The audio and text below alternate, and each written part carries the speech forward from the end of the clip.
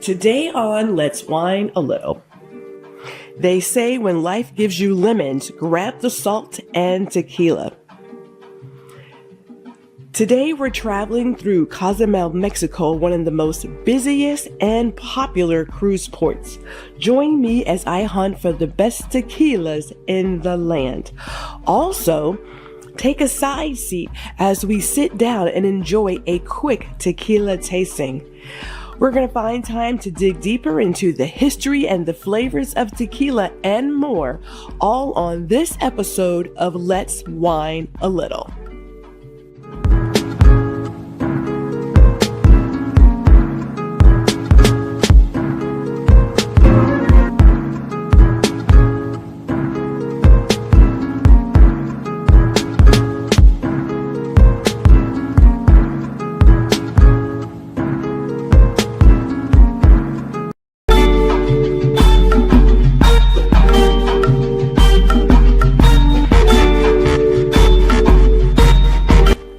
Blue agave, the plant that makes tequila worth its salt.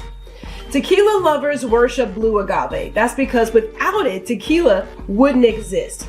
Pollinated by bats in the Mexican desert, this 8-foot-tall succulent has an amazing range of flavors.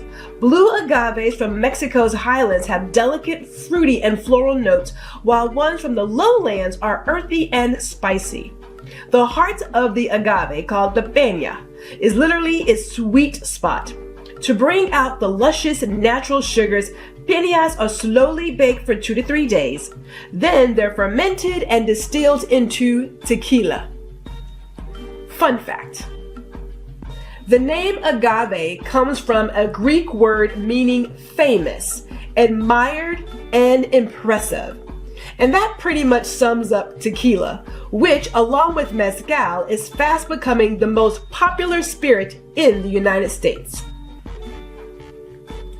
Here are the different flavors of tequila.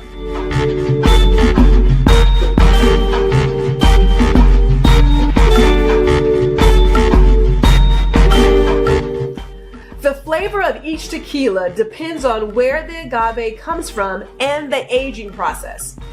First, there is blanco.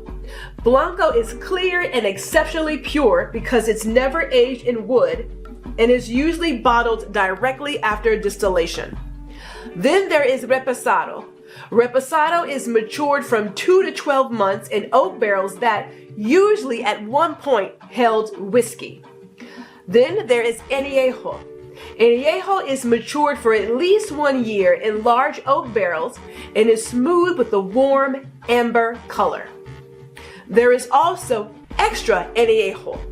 Extra anejo is aged at least 3 years in large oak barrels and varies from cognac-like to soft and sweet. Then there is mezcal. While tequila can only be made from blue agave, mezcal can be made from a much larger variety of agave plant types. Now, blanco is the essence of tequila. Blanco is often called the essence of tequila because its purity. Clear in color, blanco is usually bottled directly after distillation and is never oak aged, though it can be held up to 60 days in stainless steel. This allows stronger agave notes to come through. With its natural agave sweetness and notes of citrus, grass, and pepper, blanco is pure bliss in cocktails like margaritas, in shots, and for sipping with amigos. Now, let's talk about the worm. No, tequila does not have a worm, and technically neither does mezcal. But where did the myth come from? Some say worms were first put into bottles by Wrigley distillers who, as a marketing ploy, claimed they had magical and aphrodisiac powers. Others say the worm got its start when the distiller found a larva in a mezcal bottle and thought it tasted better. Which theory is true? Only the worm knows. Now, reposado means rested, and it's how this tequila got its name. Reposado rests from 2 to 12 months in large oak containers, usually American ex-whiskey cask. The aging process creates a dark golden color and warm, toasty finish while softening the harsh agave notes. Reposado is unique since it combines the classic flavors of citrus and spice with, depending on the aging process, the complexity of chocolate, chili, cinnamon, and vanilla. The predominant tequila in Mexico is fans call themselves repo drinkers, sipped neat over ice or in cocktails like margaritas and tequila ginger highballs. This tequila will send you over La Luna, Mexico. Anejo, whose name means old or vintage in Spanish, is aged at least 1 year, typically in large oak barrels, no larger than 600 liters. Most distillers use a variety of wood barrels to mature anejo, but the most popular ones are made with American and French oak. The aging creates a warm amber color, smooth taste, and smoky finish with notes of caramel, vanilla, and cinnamon. To fully experience the many nuances of this rich tequila, sip it neat or with a single ice cube. In 2006, the classification Extra Anejo was created for añejos aged over 3 years. Some heavy-aged extra añejos lead towards a cognac profile, while ones not as aged are soft and sweet with oaky notes. The old adage goes, all tequila is mezcal, but not all mezcal is tequila.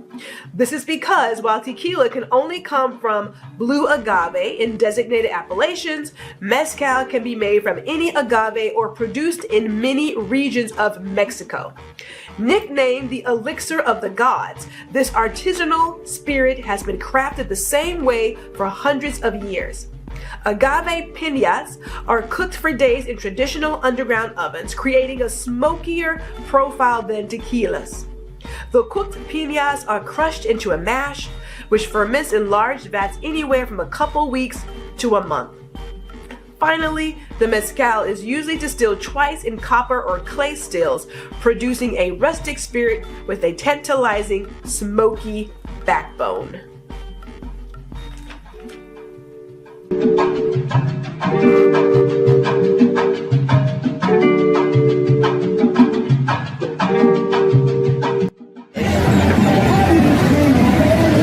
Oh, this is interesting.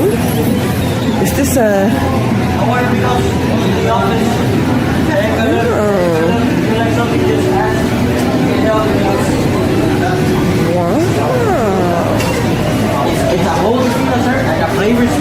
Wow, look at this, Kenneth Jack. Oh my.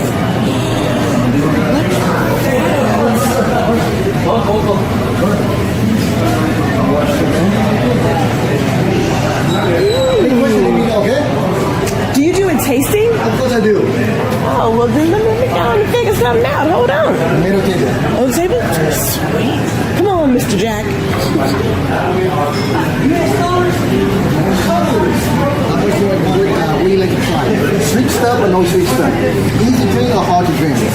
I typically do an anejo. I will say that. Okay. And I like a reposado from time to time, so. Okay, let's try extra. All right. Are you going to film it for me? You going to film yourself? No.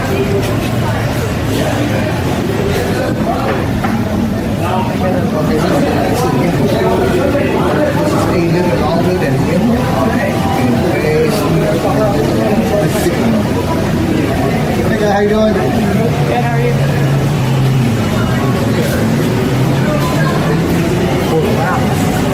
Extra yum. Anejo you can find a lot of places, but extra yum is one time. How old is this one? 8 years. 8 years. And I got another one, very old, 21 years, but it costs around $350. Hell yeah! Super good. No burn, nothing. I don't know if I get down like that. Good. Yeah, but good. He will help you. Right here. If you start to get from you. What? Like, can I try this reposado?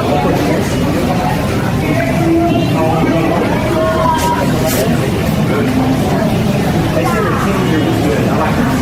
Oh, you try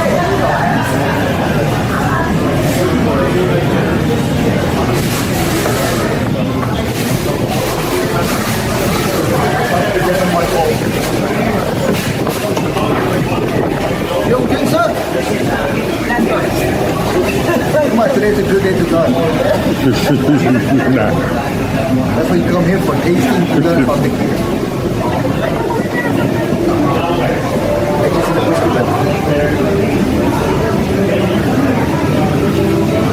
That's organic, no additive, no sugar, bubble, no bubble, nothing.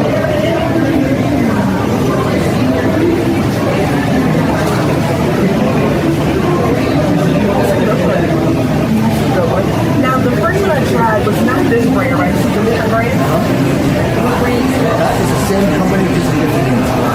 Remember the back sticker? That's the same company making it. This guy from the wind, they don't make it for the guy. And this guy don't make white for it inside.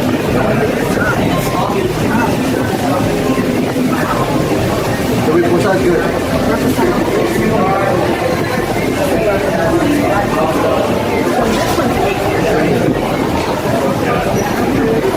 You like it more smooth? More taste? How about this one? This is a 15 year. This is last motor, and at the end is the finished thing, like the leather grip.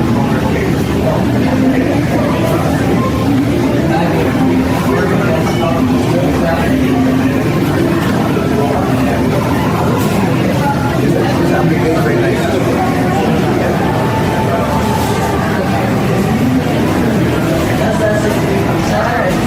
I need to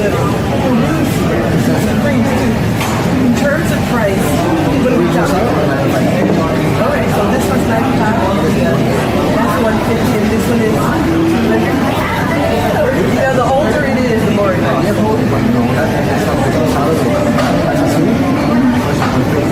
Yeah, I have a little bit of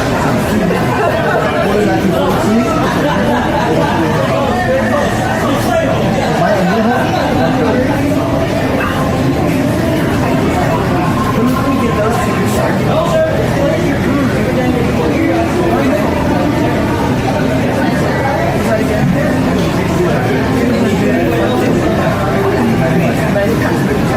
That's the reposado. Let me plug it. Here. That was great though. The older it is, the more dollars. The more dollars to do that. Thank you.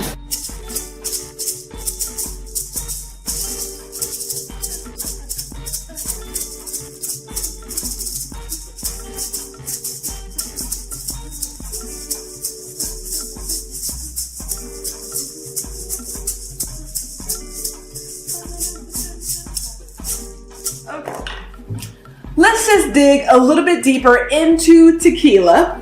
And this is more about what you could possibly, again, take home with you. Now, let me share that, as always, I prefer to buy my wine, spirits, liqueurs, everything from the homeland. That's just me, right? Even though I know I can pick up some of these, like a Clase Azul, in the United States at a Total Wine or what have you. You know, when I want to get, in my opinion, the very best, I'd rather get it from the homeland. So when we're in Jamaica, I want to get the rum. When I'm in the Dominican or what have you, then I'm looking at Mama Juana, right? You get it there. Not that you can't buy it here, but I don't know. There's just something about purchasing spirits in its home country, home state, that just, I don't know, there's something different about it. And I do believe you get a better variety when you shop that way. So during one of our trips to Mexico, we picked up a couple of things. Now, here's what I really like about this as well. And this is according to the persons in Mexico. When you're buying tequila out of Mexico, you don't get all the sugar that they add to tequilas in the US, right? And I don't know, when I was doing my tasting there, I gotta say, it tasted different, right? Like these are not your off-the-shelf brands. This one is. But these are not your off-the-shelf brands. So I tend to go for them. And it's also great too that you can pick up a whole plethora of alcohol for like a smidge of the price. I don't know. Love it. Okay, so let me start with the two. Now over here I have my package of tequilas, and over here I had a package of my mezcal, and they actually came together as one large package because this was just, hey, let's get all of the agave plants out. But I do have a couple of those different varieties that we talked about. We have the blanco, so it's white, it's clear, it hasn't been aged hardly at all, comes pretty much right out the plant and then into a bottle. I know I really dumbed it down, but work with me here, okay? Work with me. Then we also have a reposado here, which I absolutely enjoy. It's where I tend to lay my head. I really like the flavor of a reposado tequila versus, not that I enjoy anejo as well, but the reposado is where I tend to go first. It's extremely smooth. What we have here in our Clase Azul, and I'm going to come back to this, is a reposado. Then I have an extra anejo. We just skipped the anejo, went right to the extra. So it's been aged for a very long time. Depending on who you get in terms of brand, you're going to get, when you have, let's just use industry lingo, top shelf liquor, you're going to have an extremely smooth taste with your tequila. People have talked about tequila, how when they're doing shots, they get headaches and all these other things. In my opinion, if you're going with one that is not the best quality, then you're going to find yourself having headaches and things of that nature. I mean, beyond, obviously, drinking water, having to eat, that kind of stuff. But if you're not getting the very best version of it, then you run the chance of getting the headaches and the hangovers and everything else. It does make a difference. But as I was told, in Mexico, they don't do a lot of the sugars and stuff in their tequilas. They're just a different way of producing it. And I don't know, I have to take them at their word. I gotta say, like, we know that I shouldn't say we know. It has been known that the United States has a thing with sugar. So I'm not surprised that we're not going to have a lot of sugar in our alcohol as well. Just saying. Now, on the opposite side here, as I move these around, I don't want to move them too far around, but we have our mezcals. Now, what's really cool about these mezcals, which I just think is hilarious, but I don't know. I don't really know if it makes a difference in the flavor. I myself have never gone to a place of actually biting into one, but all of these have a worm in the bottle. Every single one has I guess larva in the bottle. But wouldn't alcohol clear all those things anyway? Like, is that the whole point of having alcohol? Is that it clears that kind of stuff?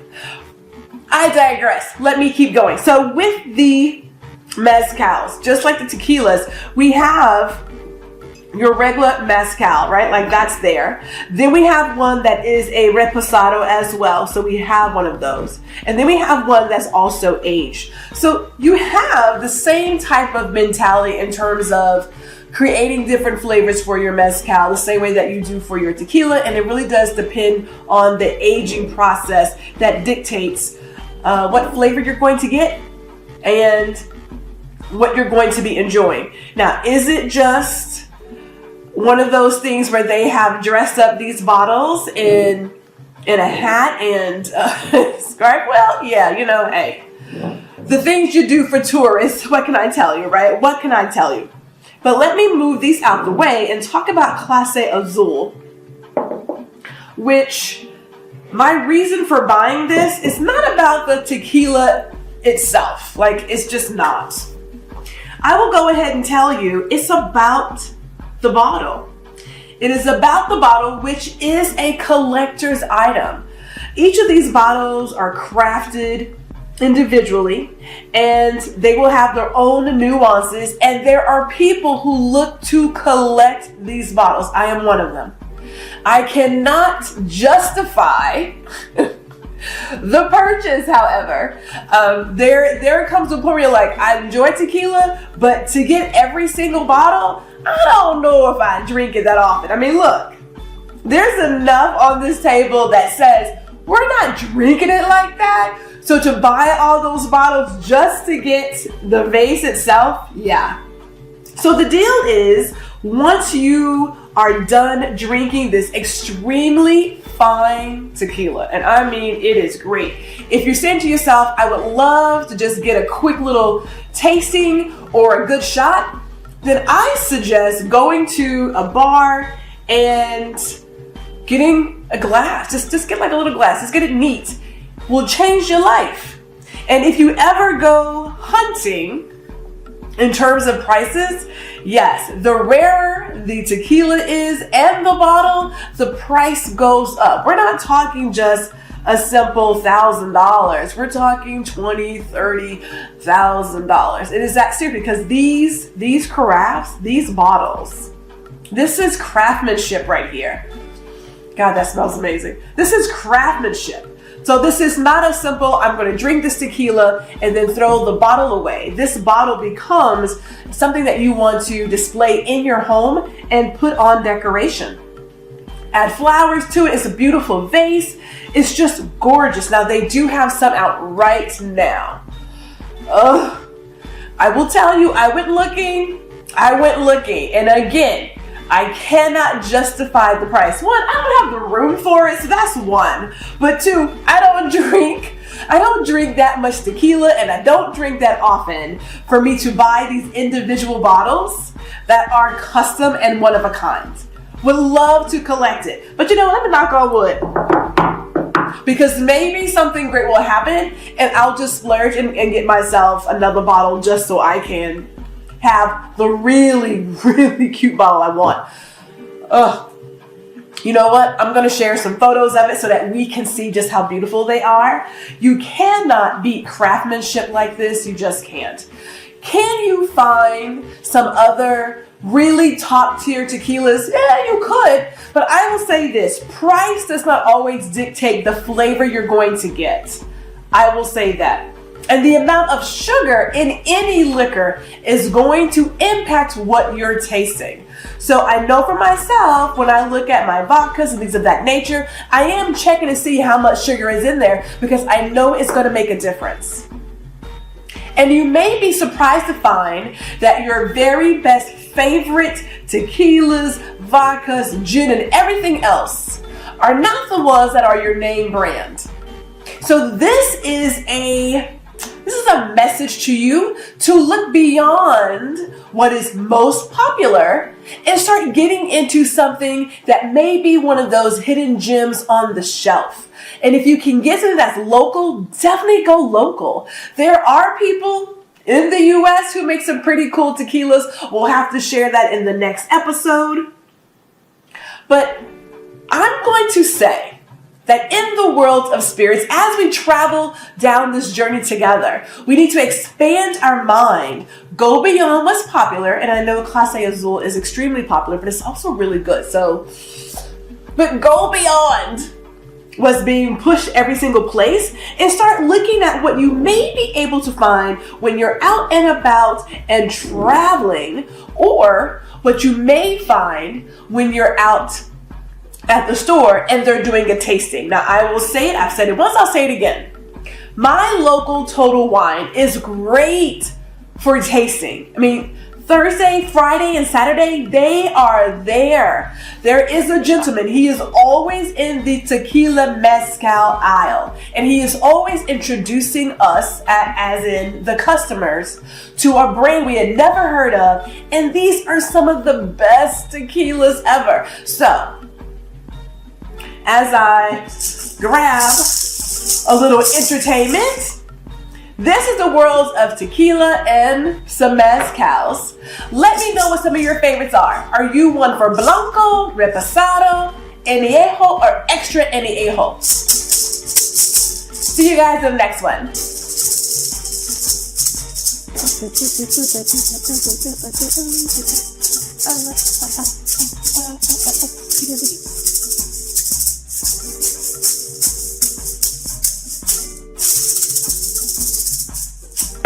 Okay, I'm done. Talk about great times in Cozumel, Mexico. Okay, so the tasting definitely gave me some ideas of something else I may want to try. And what's also great is that at most places, again, if they want you to buy the product, they're gonna let you taste it. So if you're not a tequila person and you're considering getting into the ring, make sure you ask for a tasting before you purchase that bottle of tequila. And talk about history. The Blue Agave is where it all starts, and it is very particular, just like champagne or bourbon. You have to make sure that you have the Blue Agave from a very specific area in Mexico for it to be considered tequila. And I'm thinking to myself, do I want to have it with the worm or do I want it without the worm? The world may never know. But until then, enjoy yourself, get some salt, a couple of lemons, and some tequila, and we'll see you in the next Let's Wine a Little.